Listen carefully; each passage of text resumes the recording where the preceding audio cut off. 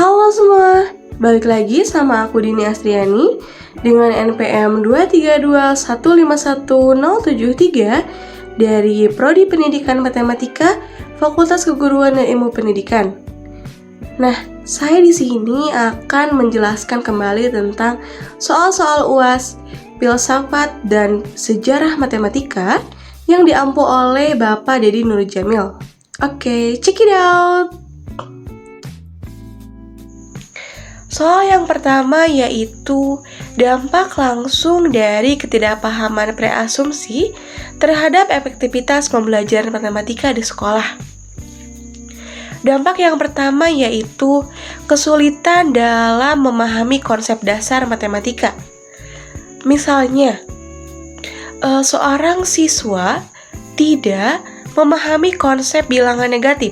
Mereka akan mengalami kesulitan dalam memahami operasi matematika yang melibatkan bilangan negatif. Yang kedua yaitu kesulitan dalam menerapkan konsepnya. Seperti yang sudah dibahas tadi, jika anak tidak memahami hal yang mendasarnya, mereka akan untuk melanjutkan ke konsepnya saja bakal sulit. Dan yang ketiga yaitu rendahnya minat dan motivasi. Jika mereka tidak memahami tentang konsep dasar dan juga penerapannya, mereka akan menganggapnya matematika itu sulit, matematika itu susah. Jadi anak-anak kurang untuk memotivasi dalam belajar matematikanya. Bagaimana keterbatasan akses dan pemahaman teknologi dapat menghambat pengembangan pendekatan pembelajaran inovatif.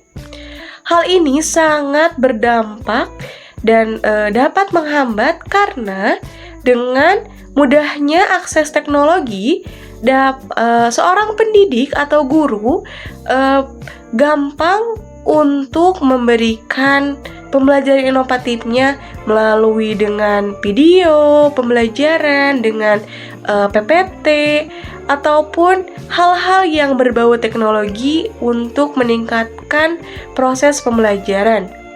Yang kedua yaitu langkah-langkah yang dapat diambil untuk meningkatkan pemahaman teknologi di kalangan guru. Yang pertama yaitu tentunya adalah pelatihan. Pelatihan ini dapat membuat guru lebih terlatih tentang teknologi yang sudah ada. Yang kedua adalah kolaborasi. Kolaborasi ini dapat dilakukan oleh antara sesama guru. Misalkan guru A mengetahui tentang cara menggunakan atau membuat PPT, maka beliau mengajarkan kepada guru yang lainnya. Yang ketiga yaitu akses yang dimudahkan oleh pihak sekolah. Hal ini juga sangat berdampak karena ketika seorang guru atau pendidik diberikan akses yang lebih leluasa tentang teknologi atau fasilitas yang memadai, guru dapat memberikan atau membuat karya pembelajaran yang lebih inovatif. Yang keempat yaitu dengan cara guru lebih banyak eksplor. Misalkan guru mempunyai handphone atau laptop. Nah, handphone tersebut digunakan dengan cara mengakses YouTube, mengakses Google untuk memudahkan beliau dalam mendidik siswa-siswanya. Soal yang ketiga yaitu bagaimana pembenaran dapat memainkan peran penting dalam mengembangkan kemampuan siswa dalam menyelesaikan masalah matematika yang kompleks. Berikan contoh konkretnya. Dalam hal ini, yang pertama yaitu memperkuat pemahaman konsep. Dengan pemahaman konsep, seorang siswa dapat mengerjakan soal-soal yang diberikan oleh pendidik atau guru untuk menyelesaikan soal tersebut dengan konsep yang benar. Yang kedua adalah mendorong pemikiran yang kritis. Seperti contoh yang tadi, ketika ada masalah atau soal yang diberikan oleh guru, mereka akan menganalisisnya terlebih dahulu, kayak rumusnya dari mana ya, konsep awalnya dari mana, atau kayak cara pengerjaannya itu seperti apa. Yang ketiga adalah mengembangkan keterampilan komunikasi matematika. Seperti kita ketahui, ketika kita menjelaskan tentang matematika itu ada beberapa aturannya, seperti dalam tanda kurungnya atau seperti Z, membaca simbol-simbolnya itu dapat lebih mudah. Yang kedua adalah dapat membangun kepercayaan diri. Dengan anak yang berpikir secara kritis dan komunikasi matematikanya yang baik, dapat membangun kepercayaan diri ketika menjelaskan hasil kerja yang dikerjakannya untuk dipaparkan kepada teman-teman dan guru-gurunya. Oke. Soal yang keempat, yaitu bagaimana perbedaan ontologi dapat menjadi hambatan dalam pengajaran konsep abstrak, dan apa solusi yang dapat diterapkan oleh guru untuk mengatasi masalah ini. Dalam hal ini, kita harus mengetahui dulu apa itu ontologi dan apa itu abstrak. Ontologi itu suatu konsep atau pemahaman tentang realitas atau kenyataan, dan abstrak berarti itu seperti hayalan, sesuatu yang tidak nyata atau yang kabur. Nah, untuk solusinya yang dapat diterapkan oleh guru yaitu yang pertama adalah klasifikasi konsep.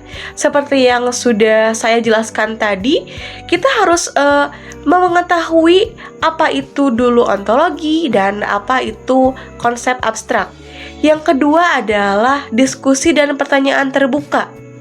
Dengan diskusi, dalam melibatkan siswa dan guru ini untuk dapat mendorong siswa untuk berpikir secara kritis, untuk menguatkan argumen juga, dan mempertimbangkan berbagai sudut pandang. Yang ketiga yaitu dengan aktivitas berbasis masalah. Contohnya, ketika ada masalah tentang apa, kita balik lagi seperti dalam konsep diskusi dan pertanyaan yang terbuka. Dan yang keempat yaitu menggunakan berbagai alat pembelajaran, seperti dengan menggunakan PPT atau menggunakan video pembelajaran untuk memudahkan siswa dalam memahami tentang aspek ontologi dan konsep abstrak seperti ini. Soal yang kelima yaitu bagaimana ketika aliran-aliran seperti aliran realis dan aliran teknologi dapat diintegrasikan untuk mempertahankan relevansi kurikulum dalam menghadapi kemajuan teknologi. Hal ini seperti kita ketahui, kemajuan zaman semakin berkembang pesat.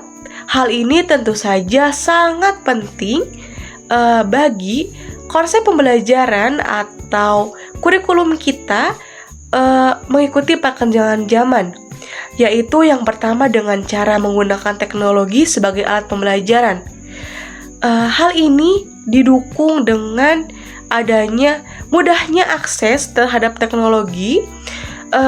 Kita dapat menggunakannya sebagai alat pembelajaran, contohnya dengan cara menggunakan teknologi sebagai perangkat lunaknya seperti ini, seperti laptop, HP. Hal ini dapat menunjang untuk sebagai alat pembelajaran. Yang kedua yaitu mengintegrasikan teknologi dalam metode pengajaran.